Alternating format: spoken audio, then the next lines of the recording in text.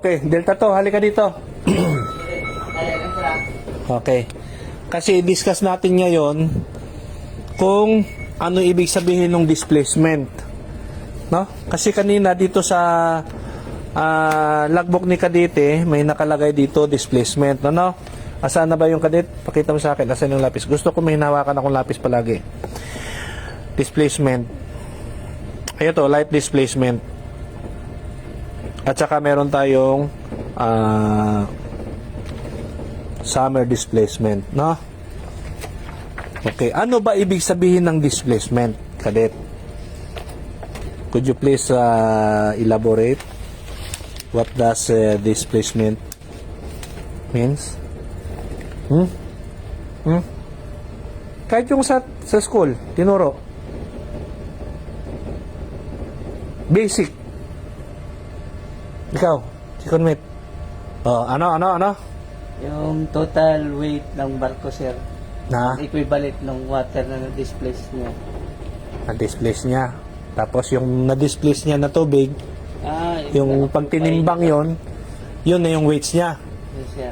Kaninong principles yun? Archimedes. Okay, Archimedes principle. So, ibig sabihin si Conmet, any object, floating object, no? Ilagay mo siya sa tubig.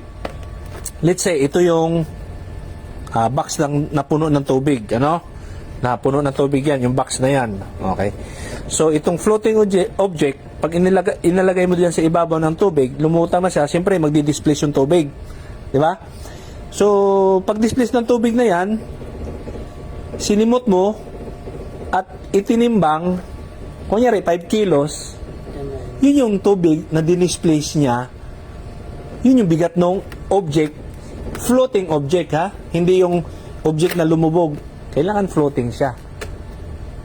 Into a water surface, dinisplace niya yung tubig, at yung tinimbang mo ay equivalent yung weights niya doon sa floating object. Okay?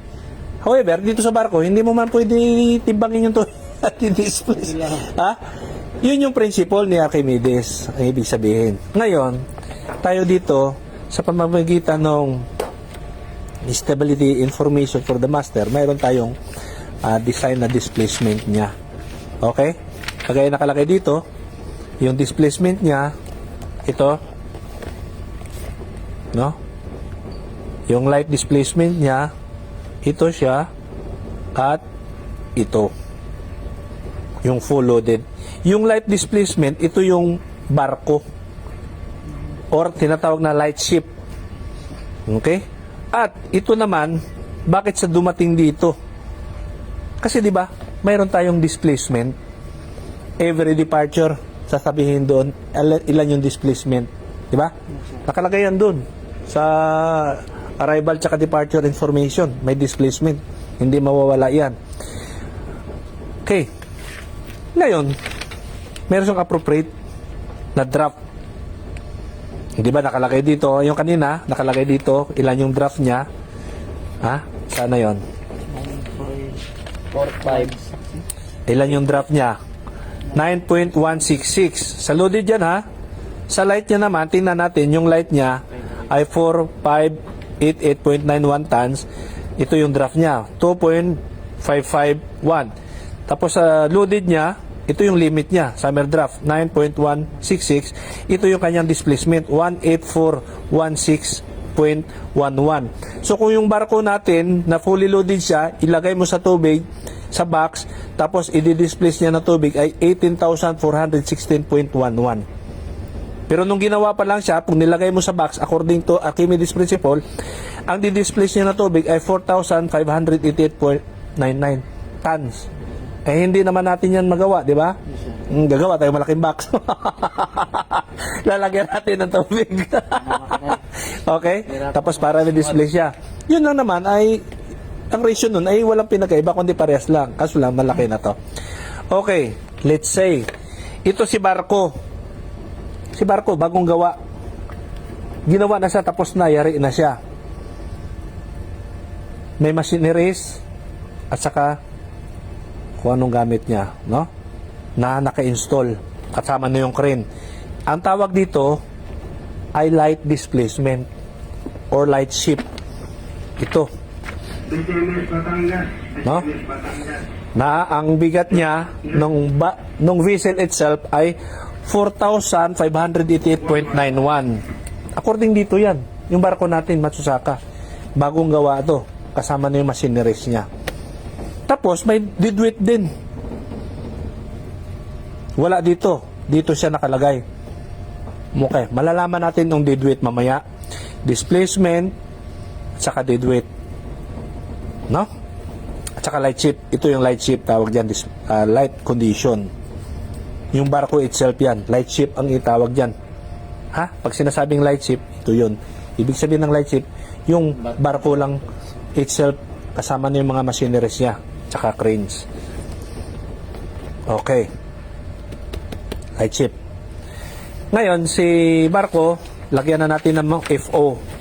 FODO. Ano to? Bigyan mo ako ng papel. Bigyan mo ako ng papel. Papel. Maraming papel. Ah, ito. Ito. Ito. Mga loads, ha? Lalagyan natin siya ng FO and DO and fresh water. Nilagay natin sa tangke niya. Sir. Okay? May bunker na tayo, di ba? Sir. Ballast Balas. Ballast water.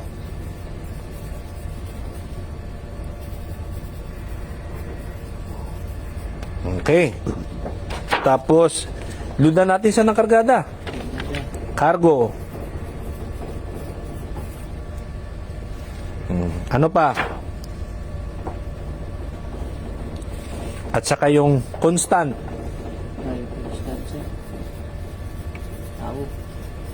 Ibig sabihin ng constant, mga loads, mga cadets, ha? Ibig sabihin ng constant, ito yung constant na nagbabari yung kanyang bigat.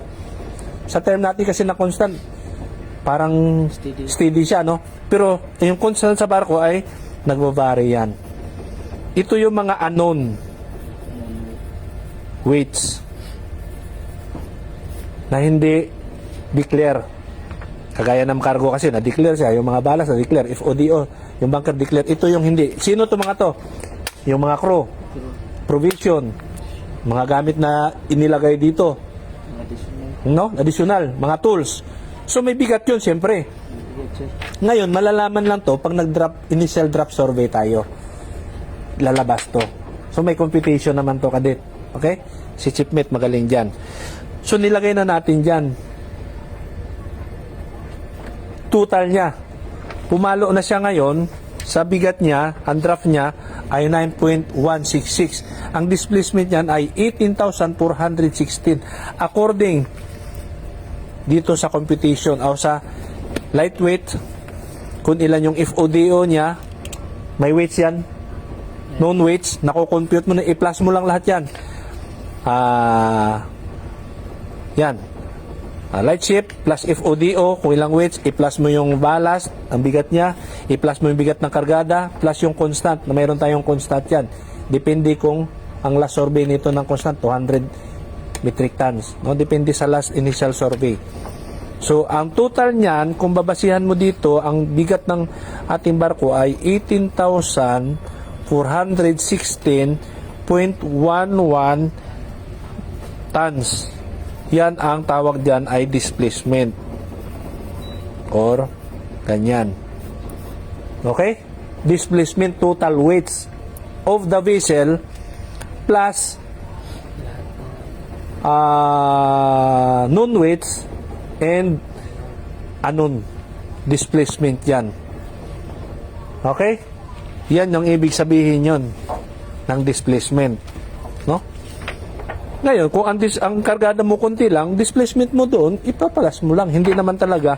Ito yung maximum niya. Ang ibig sabihin na nakalagay dito, ito yung limit. Maximum yan. Pero hindi ibig sabihin na i-reach mo yan. Kung ano lang yung kargada. Doon lang, sir. At nagbabase yan doon kung anong drop may limit. Kaya napakahalaga ng displacement. Kasi pagpa-compute mo dito, malalaman mo kung ilang drop.